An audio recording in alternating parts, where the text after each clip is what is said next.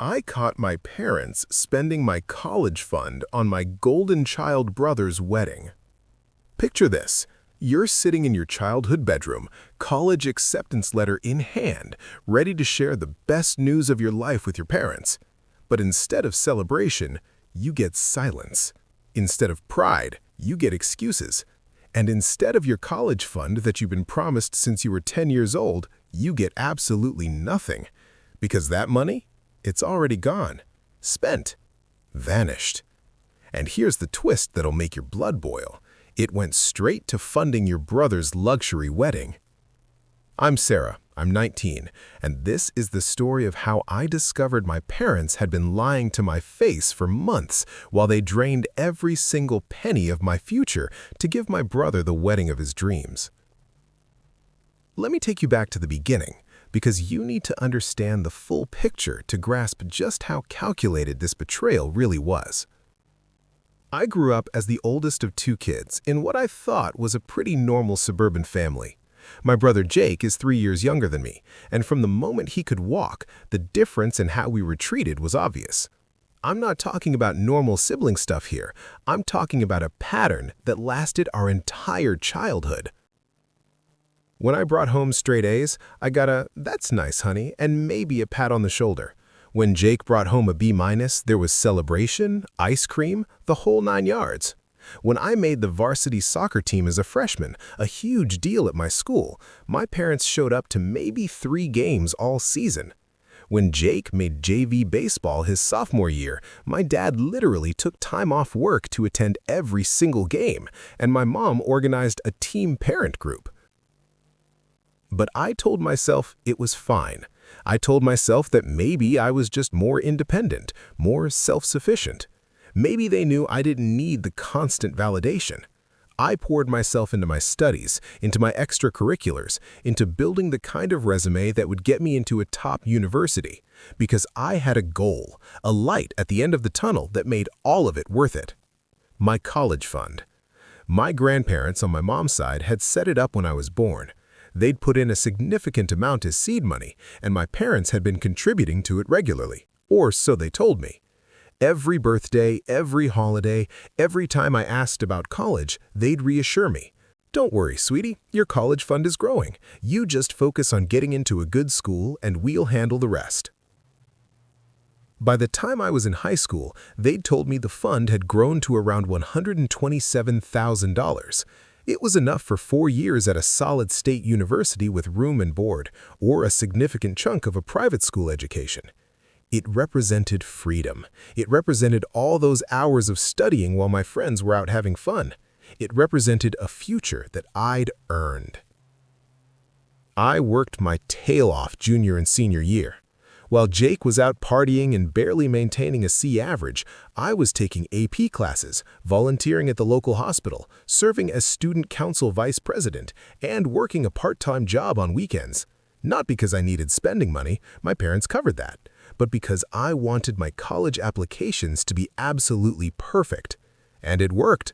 In March of my senior year, I got my acceptance letter from my dream school, a prestigious university with an incredible pre-med program. I was over the moon. I ran downstairs, letter in hand, ready to celebrate with my parents. That's when I noticed something was off. My mom's smile didn't reach her eyes. My dad suddenly became very interested in his coffee mug. There was this heavy, uncomfortable silence that I couldn't quite place. "We need to talk about the finances," my dad finally said. My stomach dropped, but I tried to stay positive. "That's okay. I know the full tuition is expensive, but with my college fund and maybe some scholarships—" "Sarah," my mom cut me off, and her voice had this quality I'd never heard before. Guilt, maybe, or shame. Instead of your college fund that you've been promised since you were 10 years old, she said, "There's been a situation with the fund." I sat down slowly, my acceptance letter suddenly feeling heavy in my hands. What came next happened in slow motion. My dad explained that they'd had some unexpected expenses over the past year, some family obligations that required immediate attention. They'd needed to borrow from my college fund temporarily, with every intention of paying it back. "How much?" I asked, my voice barely a whisper. The look my parents exchanged told me everything I needed to know before they even said the words. "Most of it," my mom admitted. "But sweetie, you have to understand." "Define most of it." "There's about 8,000 left," my dad said quickly, "but we're going to work on building it back up, we promise." 8,000 out of $127,000. Over 90% of my college fund had vanished into thin air. I couldn't breathe. The room was spinning.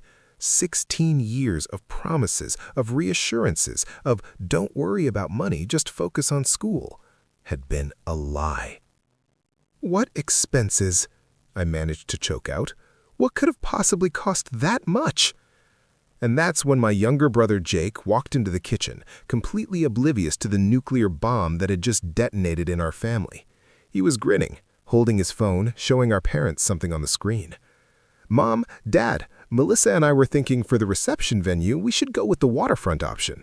I know it's more expensive, but it's our special day, right?" Everything clicked into place in that moment with horrifying clarity.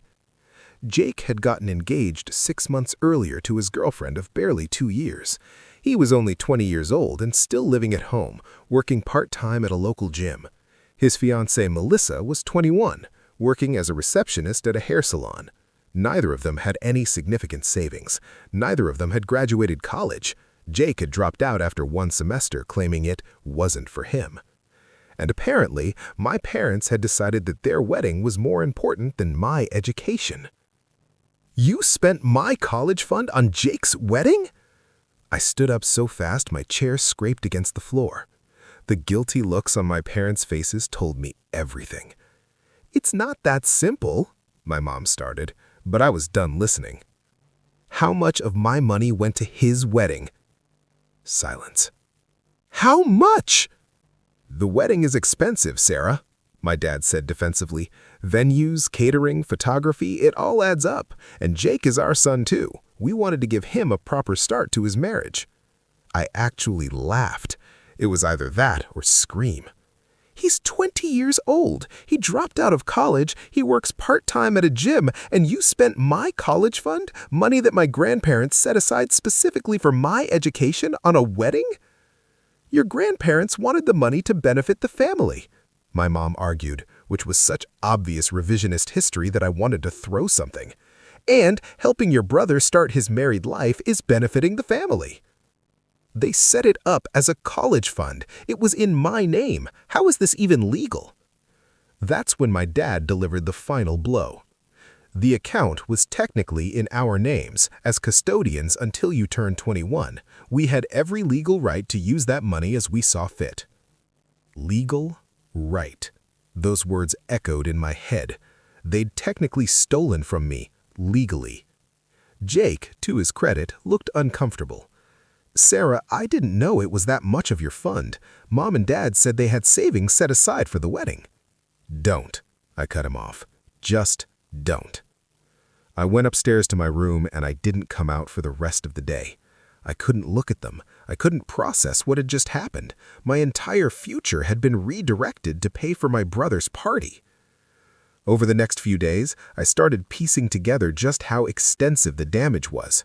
I went through every conversation I could remember from the past 6 months, and suddenly all these little comments made sense. The venue they'd booked? $15,000. The catering? $22,000 for 200 guests. The photography and videography package? $8,000. Melissa's dress? $4,000. The flowers? $6,000. Open bar? Another $10,000. And it went on and on. DJ, transportation, invitations, decorations, wedding favors, rehearsal dinner, honeymoon in Bali. They'd planned a wedding that cost more than most people's annual salary, and they'd funded it with my future. I confronted them again a few days later, calmer but more determined. "I'm not letting this go," I told them at dinner. "That money was mine. You need to pay it back." My dad actually had the audacity to look annoyed. "Sarah, we've explained the situation. We'll help you with college what we can, but we can't just magically produce $120,000. You magically made it disappear for a wedding." "This attitude isn't helpful," my mom chimed in. "We're a family. Sometimes family members make sacrifices for each other." "I didn't agree to sacrifice anything. You stole from me." "Watch your tone," my dad warned. "We're still your parents." Parents who robbed their daughter's future for their son's party. Jake, who'd been silent through most of these arguments, finally spoke up. "Look, Sarah, I'm sorry you're upset, but Melissa and I are getting married in 3 months. The deposits are paid. We can't just cancel everything." "I don't expect you to cancel," I said, trying to keep my voice level. "I expect Mom and Dad to take out a loan or figure out another way to pay me back what they stole." "It wasn't stealing," my mom insisted, "and we're not taking out a massive loan. We're not destroying our retirement for this." But destroying my future, apparently that was totally fine. I spent the next week in a fog, trying to figure out what to do. I called the university's financial aid office and explained my situation, carefully avoiding the details of why my expected family contribution had suddenly evaporated. They were sympathetic, but realistic. Even with maximum financial aid, I'd be looking at significant loans. My dream of graduating debt-free, of going straight into medical school without the burden of undergraduate debt, was gone. Then I remembered something. My grandparents. My mom's parents, the ones who'd set up the fund in the first place, were still alive and living in Florida. I'd always been close with them, but we'd seen less of them since they'd moved south 5 years ago. We mostly kept in touch through phone calls and video chats. I called my grandmother and told her everything. The silence on the other end of the line was deafening. "They spent your college fund on Jake's wedding?" My grandmother's voice was ice cold. "The fund we specifically set up for your education?" "Every penny except $8,000. What I didn't know was that my grandparents had been contributing to that fund too, beyond their initial deposit. They'd been putting in money every Christmas and birthday, thinking it was still safely growing for my education. My grandmother didn't yell. She didn't rant. She just said, "Give me a few days." What happened next was like watching dominoes fall. My grandparents called my parents and had what I can only imagine was an absolutely nuclear conversation.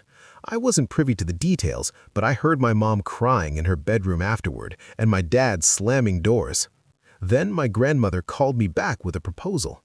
"My grandfather and I have discussed it," she said. "We're going to cover your first year of college completely. Tuition, room, board, everything. But there's a condition." "What condition?" "You're not going to tell your parents until after your brother's wedding." I was confused. "Why?" "Because I want them to enjoy spending your money on that ridiculous party. I want them to smile in all those overpriced photos. I want them to dance at that expensive reception. And then, after it's all over and they think they've gotten away with it, I want them to realize what they've lost." My grandmother, it turned out, was a savage. She explained the rest of the plan. My grandfather and I would cover my entire 4 years of undergraduate education, but in exchange, I was to cut my parents off completely once I left for college.